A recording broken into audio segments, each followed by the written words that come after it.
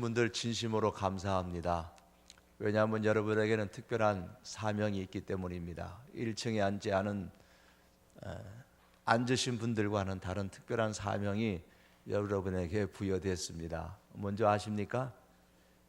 주여 이 2층을 채워 주옵소서. 여러분의 기도의 제목입니다. 2층에 앉으실 때마다 주여 이 자리들을 2층의 위층의 자리를 채워 주옵소서. 여러분이 많이 기도해 주시기 바랍니다. 아마 다음 주에 그 사명 갖고 2층에 올라가실 분이 많은지 모르겠습니다만은 2층에 너무 많이 올라가시면 아래층이 좀 너무 허전해져서 또 기도하는 일들이 더 많아져야 되겠습니다. 저는 사람이 누리는 복이 여러 가지가 있습니다만은 그 중에서 만남의 복이 정말 좋은 복이다, 그런 생각을 많이 합니다. 살다 보면 많은 사람들을 만나게 되는데 가장 먼저 만나는 대상이 부모님이죠. 그래서 좋은 부모를 만나는 것이 참 귀하고 소중합니다. 좋은 부모를 만남에 대해서 우리는 늘 감사할 수 있어야 됩니다. 저는 늘 감사합니다. 그러나 부모님이 없이 자랐거나 혹은 부모님 때문에 힘든 분들도 세상에는 없잖아 있습니다. 간혹 뉴스에도 그런 사건 사고들이 나옵니다. 그러나 혹 그런 일이 우리 가운데 있다 할지라도 탄식하는 사람이 되지 말고 나는 내 자녀들에게 좋은 부모가 되어야 되겠다라는 그런 각오를 날마다 새롭게 했으면 좋겠습니다. 그래서 자녀들이 이후에 나는 정말 좋은 부모를 만나서 복을 누렸다라는 그러한 고백을 할 수 있는 그러한 부모님으로 이 땅에 남을 수 있기를 바랍니다. 좋은 부모님을 만난 것 참 복입니다. 또 살다가 성장하다 보면 좋은 배우자를 만나는 것도 복이죠. 좋은 배우자를 만나는 것에 대해서 늘 감사하시기를 바랍니다. 아멘이 없는 거 보니까 별로 배우자 만난 것에 대해서 감사하지 않으신가 봅니다.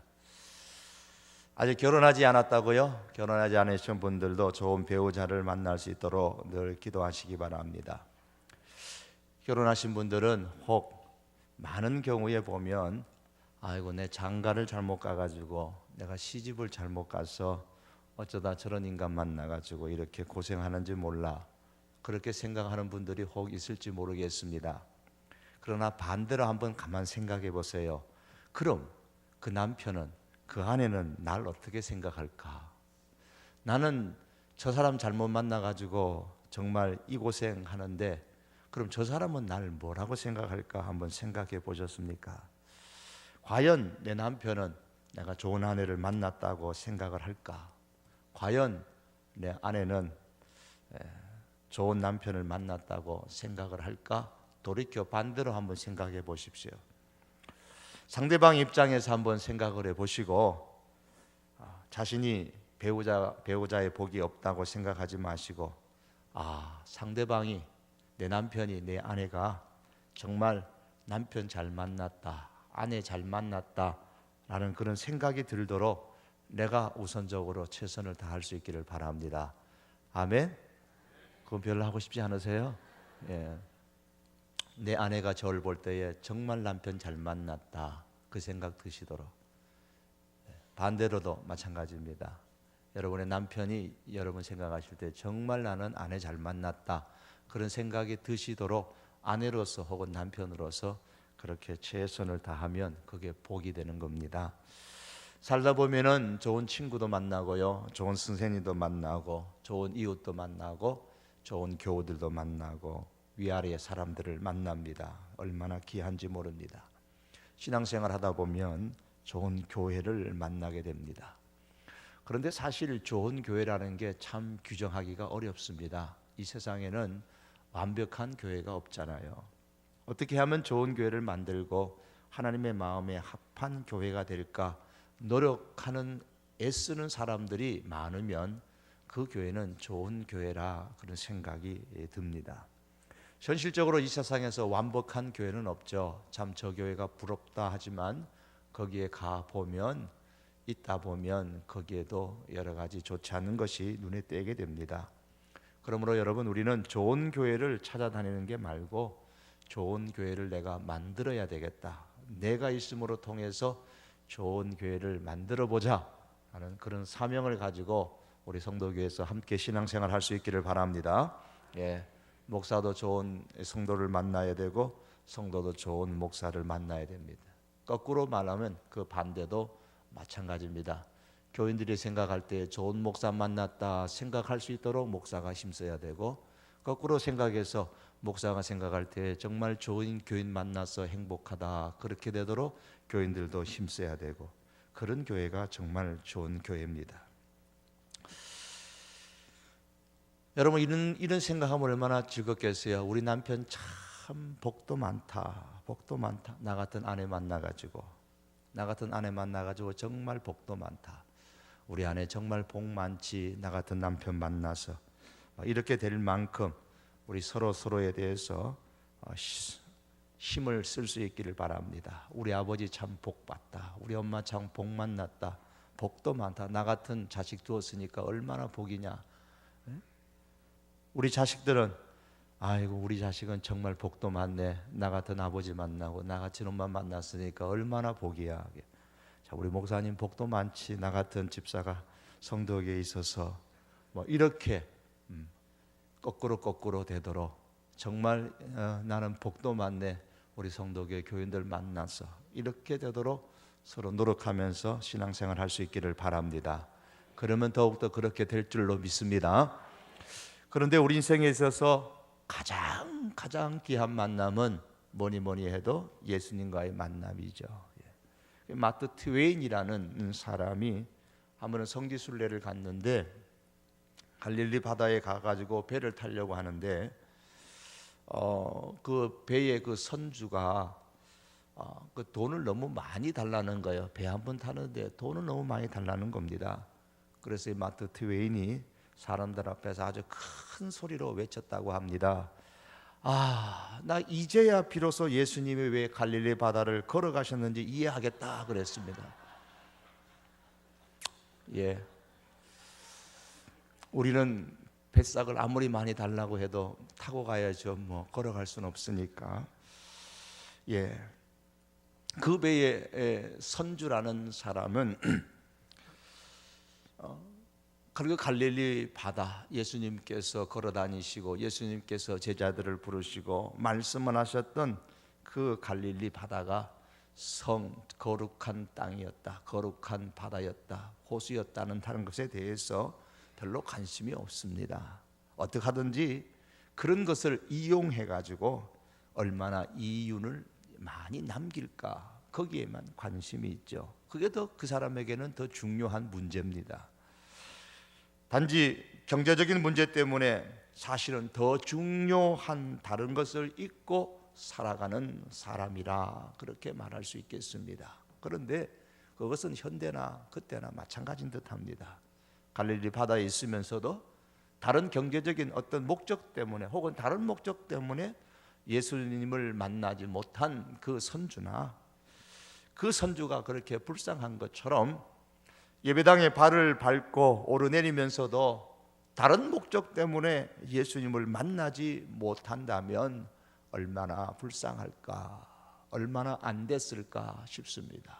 예수님 만나는 게 가장 큰 복입니다. 여러분은 언제 예수님을 만나셨습니까? 그때의 마음은 어떠셨습니까? 어떻게 생활이 바뀌셨습니까? 제가 예수님을 만난 것은 중학교 3년이었습니다. 제가 말씀드렸던가요? 저는 참 먼 거리를 서울서 걸어서 교회를 갔습니다. 아주 멀리 어린애 걸음으로 뭐 한 1시간 이상 정도 걸어서 교회를 갔었는데요. 주일학교 그때는 오전 예배도 있고 오후 예배도 있고 그래서 꼬박꼬박 왔다 갔다 할 수 없으니까 거기서 교회에서 그냥 살았죠. 오전 예배 드리고 또 오후 예배 드리고. 중학교 올라갈 때는 정말 기분이 좋았습니다. 왜냐하면 기대하는 게 있었어요. 왜냐하면 중등부 예배가 오후에 한 번밖에 없었거든요. 그래서 한 번만 예배 드리면 됐습니다. 그래서 참 좋아했습니다. 그런데 웬걸요? 저희 아버님께서 너 이제 중학생 됐으니까 어른 예배 참석해라 그러는 겁니다. 그럼 몇 번 해야 돼요? 2번이 아니고 이제 3번 해야 되는 거예요. 어른 낮 예배 가야죠. 오후에 중등부 예배 가야죠. 또 어른 저녁 예배 가야죠. 그때는 저녁이니까 3번을 가야 되는 거예요. 그래서 좋아했다가 아주 그냥 실망한 적이 있었습니다. 그렇게 어른의 그 요청에 의해 가지고 3번씩 주일학교, 그러니까 중학생 시절을 보냈습니다. 그러나 그렇게 3번을 다녀도 예수님을 만나지 못했죠. 제가 예수님을 만나는 것은 중학교 3학년 때였습니다. 그 중학교 3학년 때면 한참 유행가를 적어가지고 라디오에 나오는 거 열심히 받아 적어가지고 유행가를 부를 때였습니다. 그때 아는 가수 이름이라는 것은, 이 가수 이름은 기억이 안 나요. 뭐 산까치라는 노래, 그 문주란의 그 무슨 뭐 그런 노래 그런 거 열심히 받아서 적어서 부르고 했었던 그런 때였습니다. 그러다가 예수님 만나서 중3 때 만나서 내 입에서 유행가하고 찬송이 같이 나올 수 없지. 그래서 예수님 만난 이후로부터 고등학교를 다니면서는 일체 모든 유행가는 다 끊었습니다. 군대 가서도 끊고, 군에 가서는 유행가 안 부른다고 얼마나 얻어맞았는지 모릅니다. 그거 한번 불러주면 될 텐데 그거 안 부른다고 얼마나 많이 맞았는지 모릅니다. 대학을 다니면서 그렇게 유행가하고는 거리가 멀어졌습니다. 그리고 그렇게 생활을 하다가 이제 고등학교 2학년 말 12월 31일, 1월 1일 송구영신 예배 때 철학기도를 하면서 목사가 되겠다, 그렇게 하나님 앞에 서원한 적이 있었습니다. 예수님과의 그 만남이 인생을 변화시킵니다. 그런데 처음 예수님을 만났을 때에 불덩이 같았다가 그 불덩이가 세월이 흐르면서 점점 식어져서 숯덩이가 되는 그런 사람들이 없지 않아 있는 것 같아요. 여러분 어떻습니까? 흔히 신학생들에 대해서 이야기할 때에 불덩이로 시작했다가 숯덩이로 되어 나온다는 말을 하곤 합니다. 요즘도 그런 얘기 우리 신학생들이 하는지 모르겠어요. 불덩이가 돼서 신학교 가서 평생을 내가 하나님 앞에 헌신하겠다고 했으니까 얼마나 그 심령이 가슴이 뜨겁습니까?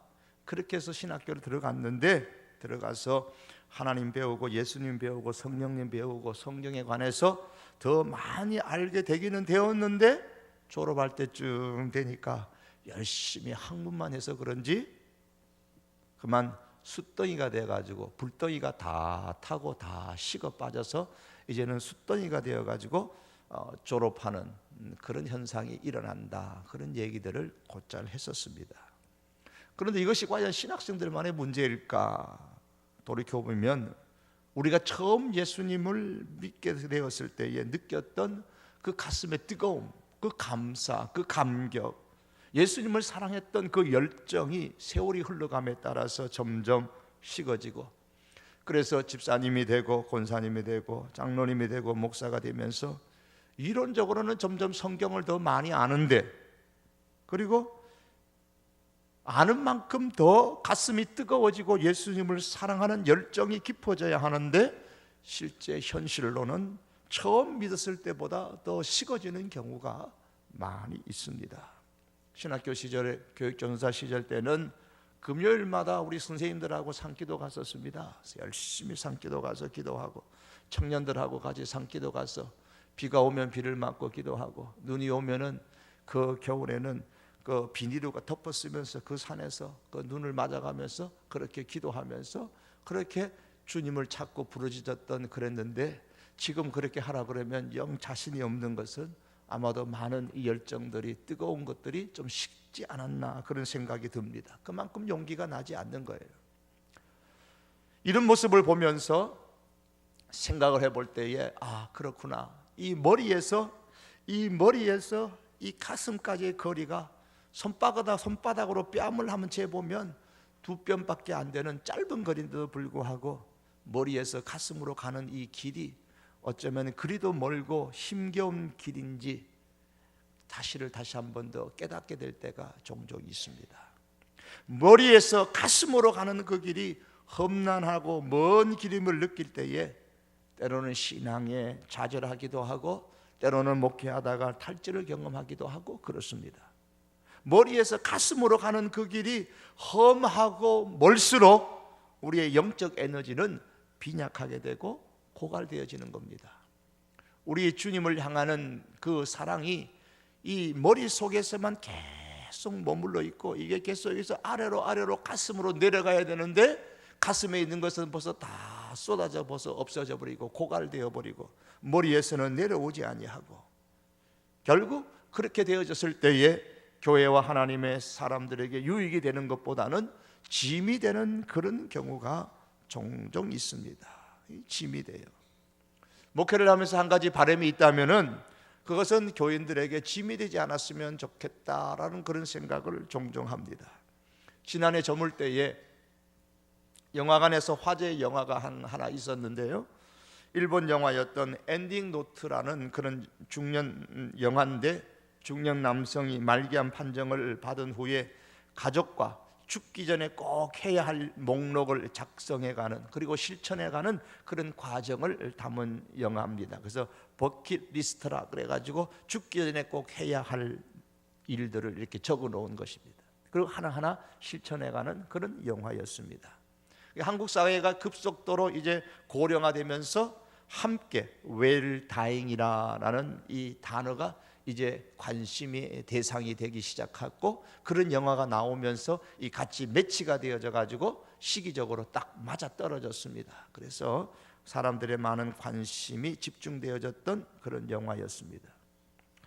웰다잉이 그 첫 번째 지금 말하고 있는 그 가장 큰 이슈, 화두가 되는 것이 뭔지 압니까? 웰다잉, 아름다운 죽음이다, 준비된 죽음이다. 그대로 말하면 잘 죽기, 잘 죽어가는 것, 뭐 이런 뜻인데, 표현하면은 준비된 죽음, 아름다운 죽음, 뭐 아름다운 이별, 뭐 이렇게 여러 가지로 해석이 가능하겠습니다. 어쨌든 이 웰다잉의 첫 번째 화두가 뭘까? 남에게 부담 두지 않는 죽음이 화두입니다. 내가 죽을 때는 부담되지 않게 해야 되겠다. 남에게 짐이 되지 않고 마지막을 보내고 싶다. 이게 웰다잉인 겁니다. 그러나 돌이켜 생각해 보면 우리가 죽을 때뿐만이 아니라 우리가 살아가는 삶 가운데서 남에게 짐이 되지 않는 인생이 된다면 그 또한 또 하나의 행복이다 생각해 봅니다. 부모에게 짐이 되지 않는 자녀가 되고, 자녀에게 짐이 되지 않는 부모가 되고, 교인에게 짐이 되지 않는 그런 목회자가 되고, 머리에서 가슴으로 가는 그 길이 험하면 험할수록 우리의 영적인 에너지는 고갈되어져 버립니다. 우리의 영적 에너지는 빈약해져 버립니다.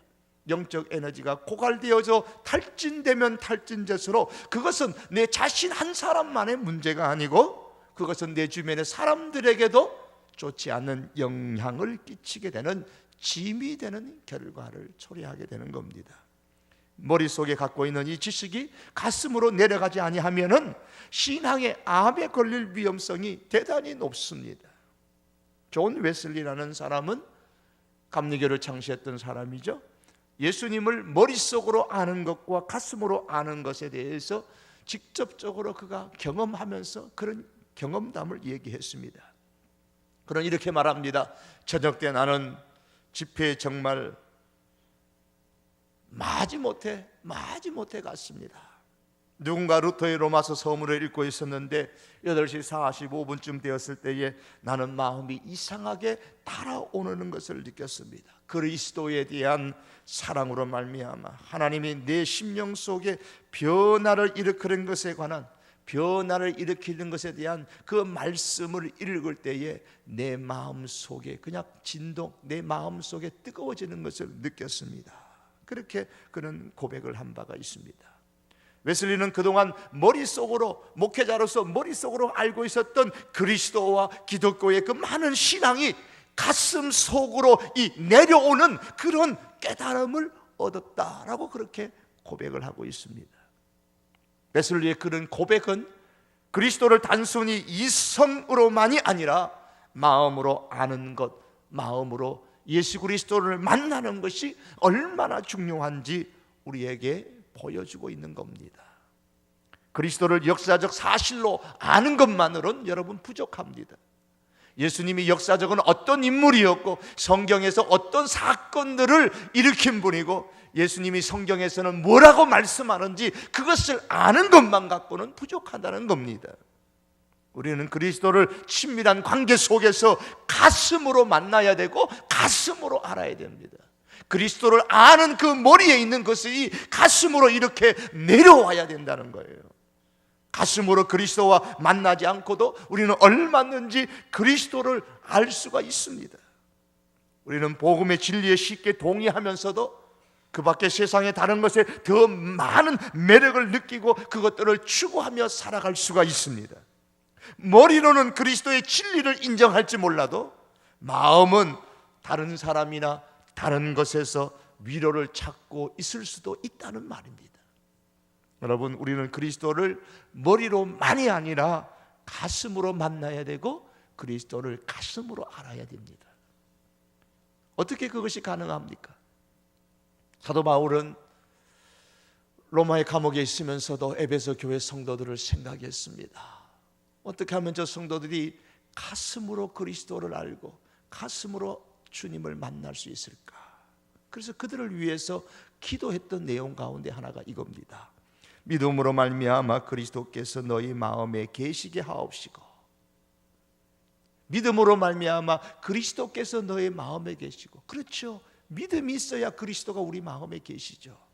그러나 그것으로 끝나지 아니하고 너희가 사랑 가운데서, 그 그리스도의 사랑 가운데서 뿌리가 박히고 터가 굳어져서 능히 모든 성도와 함께 지식에 넘치는 그리스도의 사랑을 알아. 그리스도의 사랑을 알게 해 주십시오. 그리스도의 사랑의 넓이와 길이와 높이와 깊이가 어떠함을 깨달아 알게 해 주십시오. 바울이 그렇게 기도했습니다. 여러분, 왜 신앙생활이 건조한 줄 아십니까? 왜 교회 생활이 메마르고 때때로는 왜 교회 생활이 재미가 없는 줄 아십니까? 가슴에 그리스도의 사랑이 메말라 있기 때문에 그런 겁니다.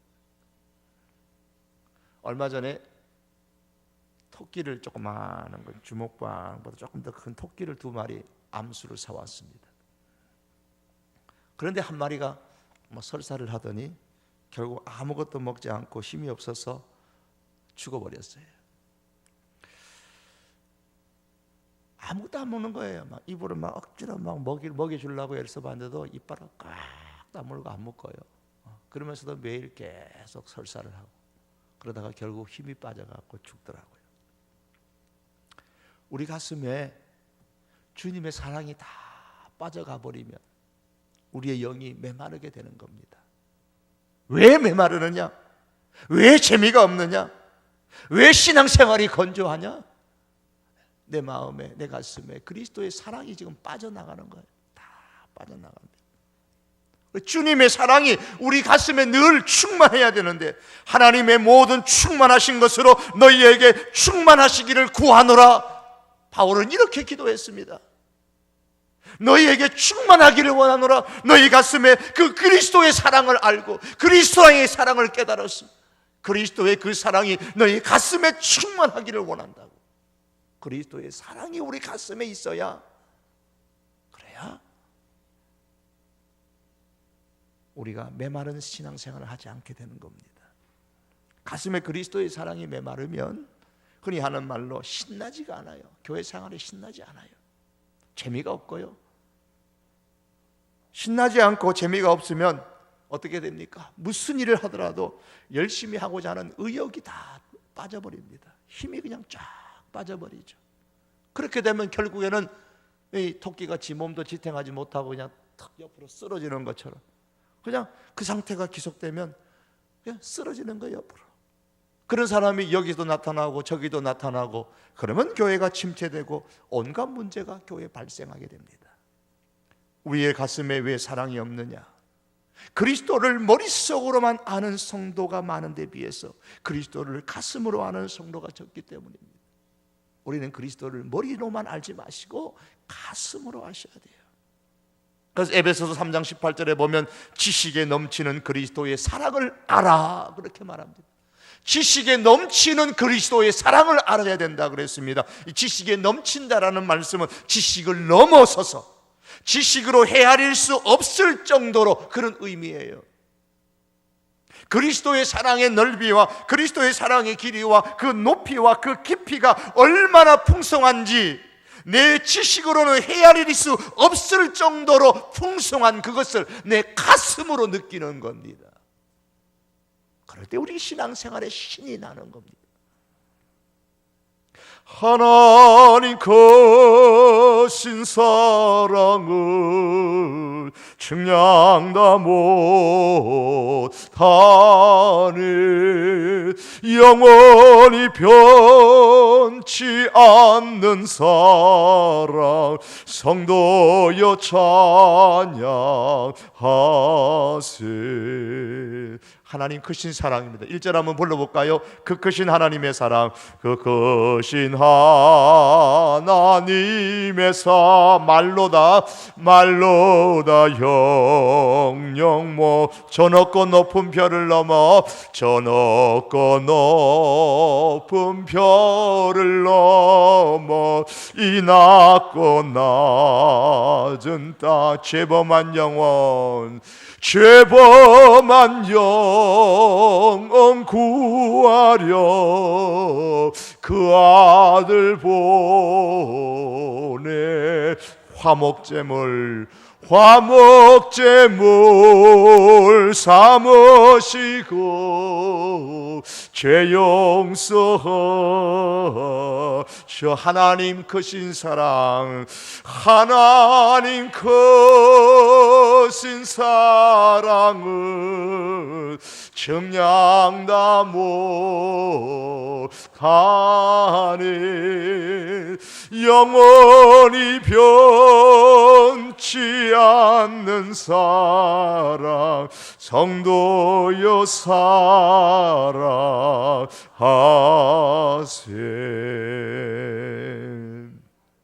그 하나님의 크신 사랑, 예수 그리스도의 그 크신 사랑, 가슴으로 예수님을 만나야 됩니다. 그럴 때 우리 가슴 속에 주님의 사랑이 넘치는 겁니다.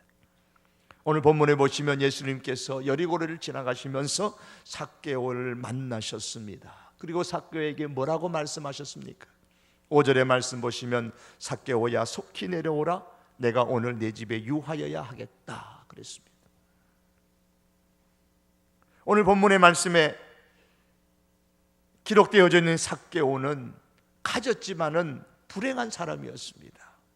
오늘 성경은 소개하기를 그는 부자였다고 말씀하고 있습니다. 그러나 죄인이었습니다. 그의 이름의 뜻대로 공의로운 자, 의로운 자, 순결하다, 순수하다라는 좋은 이름의 그런 뜻을 가진 그 이름을 소유했지만은 평판은 좋지 못했습니다. 그는 돈은 가졌지만은 존경을 받지를 못했고 권력은 있었지만은 멸시를 받았습니다. 삭개오는 부정한 자였고 이방인과 함께 취급당하는 세리 중에 당시의 세리장이었습니다. 로마 제국은 각 식민지에서 세금을 걷어들일 때에 책임 불량제 그를 실시했습니다. 지역마다 일정한 책임 금액을 정하고 그 이상의 수금되는 것은 세리장이 차지할 수 있게 했습니다. 그러다 보니까 세금을 부과하는 액수가 세리장의 재량에 맡겨진 겁니다.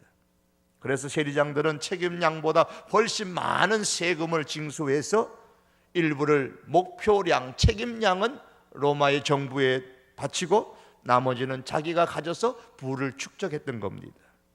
세리들은 이를 위해서 강제로 세금 징수를 했고 때로는 로마 군대의 힘을 빌려서 공갈과 구타와 투호까지 일삼았기 때문에 동족의 피를 빠는 매국노 취급을 당했던 것이 당시의 세리였고 거기에 삭개오는 세리의 장이었습니다. 삭개오는 동족들을 괴롭게 해서 돈을 모았습니다. 그것이 자신이 행복하게 사는 것이라고 생각했습니다.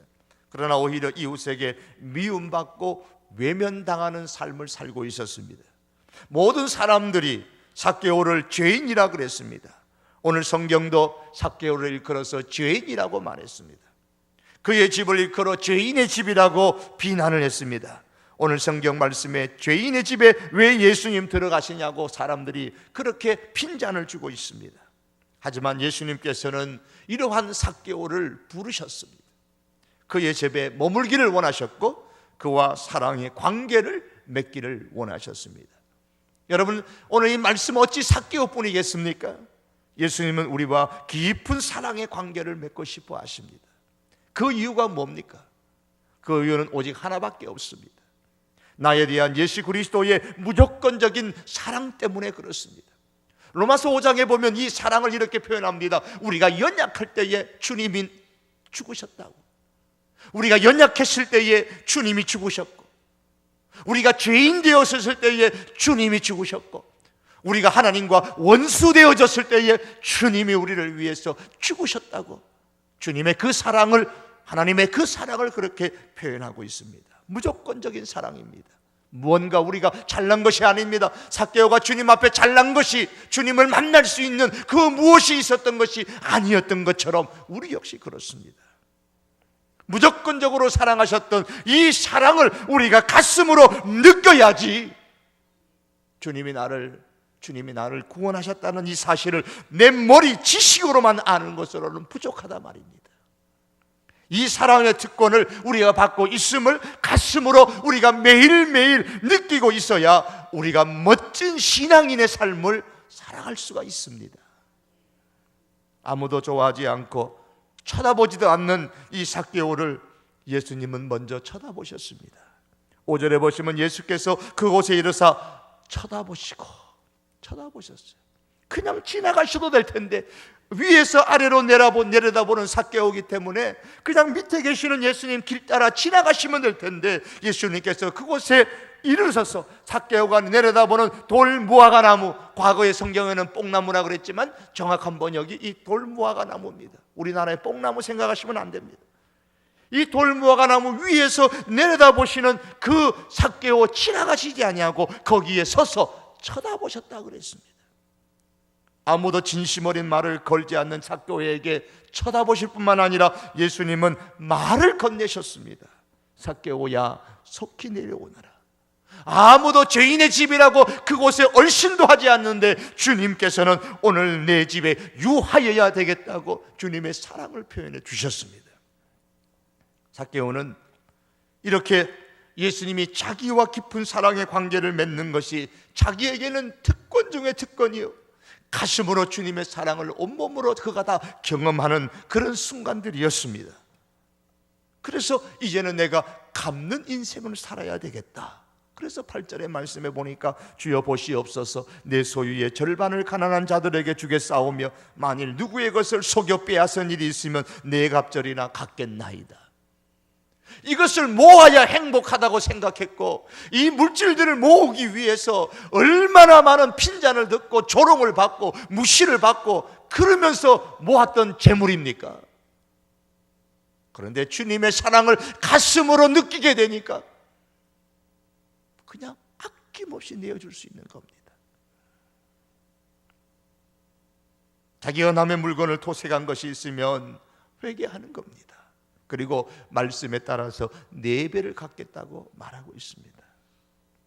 그런 삭개오에게 예수님이 선언하십니다. 오늘 구원이 이 집에 이르렀으니 이 사람도 아브라함의 자손이미로다. 여러분, 삭개오가 재산의 절반을 가난한 사람들에게 나누어 주겠다고 하고 빼앗은 것에 4배를 갚겠다고 해서 구원받은 것은 아닙니다. 그가 예수님을 가슴으로 만나고 예수님을 마음에 영접했기 때문에 구원을 받은 것이죠. 사랑하는 성도 여러분, 머리가 아니라 가슴으로 예수님을 만날 수 있기를 바랍니다. 이 성도교회 다니면서 다 머리로 예수님이 나의 구원자인 걸 아시겠죠? 믿으시겠죠? 그러나 이제는 가슴으로 예수님을 만나셔야 됩니다. 가슴으로 예수님을 만날 때에 인생이 변합니다. 예수님은 삭개오에게 이렇게 말씀합니다. 오늘 구원이 이 집에 이르렀다. 무슨 말씀일까요? 삭개오는 예수님을 자기의 집으로 그렇게 초대했지만 사실은 예수님께서 삭개오를 예수님의 집의 귀빈으로 초대하셨다, 그 말씀입니다. 삭개오는 예수님을 자기 집으로 모신 것 같은데 알고 보니까 예수님이 삭개오를 예수님의 집으로 초대한 거예요. 그러나 삭개오만이 아닙니다. 예수님은 삭개오의 사건을 두면서 10절에서 이렇게 결론을 내립니다. 인자에 온 것은 잃어버린 자를 찾아 구원하려 함이라. 예수님께서 우리를 아시고 우리를 찾아오셔서 우리를 예수님의 집에 기빈으로 삼고 싶어 하시는 겁니다. 이 사실을 우리가 머리로만 아는 것이 아니라 가슴으로 느끼고 가슴으로 알아야 됩니다. 예수님은 우리가 저 천국에서 예수님과 함께 식탁에 앉아서 우리와 깊은 사랑의 관계를 맺고 싶어 하십니다. 예수님의 이 사랑을 머리로 아는 것에 머물지 않고 가슴으로 느끼며 살아가는 저와 여러분이 될 수 있기를 원합니다. 여러분, 그래서 어제보다 오늘 이 사랑이 내 가슴에서 식어지는 것이 아니라 어제보다 오늘 예수 그리스도의 사랑이 가슴으로 더 뜨거워지는 날마다 이 가슴, 주님의 그 사랑이 내 가슴에서 더 뜨겁고 더 가득 채워지는 그런 은혜가 저와 여러분의 심령 가운데 있으시기를 주님의 이름으로 축복합니다. 우리 한번 기도하시겠습니다. 기도하실 때에 주님을 내가 머리로만 아는 그런 지식인이 되지 말게 하시고, 정말 주님의 그 큰 사랑, 하늘을 먹물 삼아도, 하늘을 두루마리 삼고 바다를 먹물 삼아도 다 헤아리지 못하는 그 주님의 사랑, 하나님의 사랑, 골고다의 십자가의 그 예수 그리스도의 사랑 내 가슴으로 느끼며 살게 하시고 내 가슴에 충족해 하여 주시옵소서. 우리 다 같이 한번 주여 부르짖고 기도하시겠습니다. 주여! 살아계신 여호와 하나님 아버지여, 이 밤에 저희들 우리 하나님 아버지 앞에 간절히 원하옵고 기도합니다. 아버지 하나님, 예수님이 나의 구원자이신 것을 우리가 머리로 알고 우리의 지식으로 알고 있지만, 그럼에도 불구하고 아버지의 냉랭한 가슴, 아버지 메마른 심령, 재미없는 신앙생활, 의욕을 상실한 아버지 하나님 우리의 믿음의 생활, 하나님 아버지여, 우리의 가슴에 주의 사랑이 빠져나가고 우리의 가슴에 그리스도의 그 사랑이 아버지 고갈되고 아버지 하나님 다 빠져나가서 여호와 메말라서 아버지 하나님 정말 아버지 기진맥진한 우리들을 주여 긍휼히 여기셔서 하나님 아버지여, 그리스도의 그 사랑이 하나님 우리의 가슴 속에 다시 한 번 더 불덩이처럼 뜨거워지게 하시고 주의 사랑으로 우리의 가슴을 주여 채워주시옵기만을 아버지 하나님 간절히 원하옵고 우리 하나님 아버지 앞에 기도하옵나이다. 내가 주님을 깊이 만났던 그 주님을 향한 첫사랑이 다시 한 번 더 우리의 가슴 속에서 불붙게 하여 주시기를 주여 간절히 원하옵고 기도하옵나이다. 아버지 하나님, 그리해서 아버지 가슴으로 우리가 주님을 만나 그 사랑 깨닫고 그 주님을 사랑하고 그 주님 위하여서 살아가는 우리의 인생이 되도록 주여 은혜를 베풀어 주시옵기만을 사랑하는 우리 하나님 아버지여 간절히 주님 앞에 기도합니다. 주여, 우리가 사순절을 맞이하여서 예수님을 깊이 생각할 때에 주여 머리로만 생각하지 말게 하시고 가슴으로 아버지 느끼게 하여 주시옵소서. 때로는 아버지 하나님 그 주님 생각하고 그 주님 느낄 때마다 아버지 내 눈에 눈물이 고이고 눈물이 흘러나오며 그 주님의 사랑 내가 어찌할꼬, 그 주님의 사랑 내가 어찌할꼬 주여 아버지 하나님이여, 그 사랑의 아버지 하나님이여 겨워서 하나님 아버지 주님 위하여 헌신하고 살아가는 우리의 신앙 될 수 있도록 우리 하나님 아버지 간절히 원하옵고 우리 아버지 앞에 기도하옵나이다.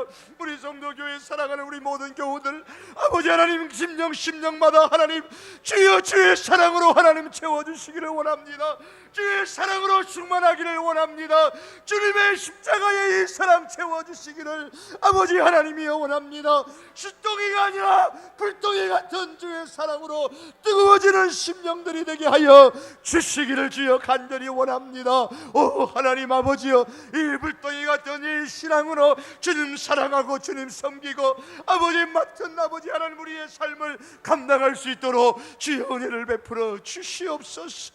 오 하나님 아버지 앞에 간절히 원하옵고 기도하오며 예수님의 이름으로 기도합니다. 아멘.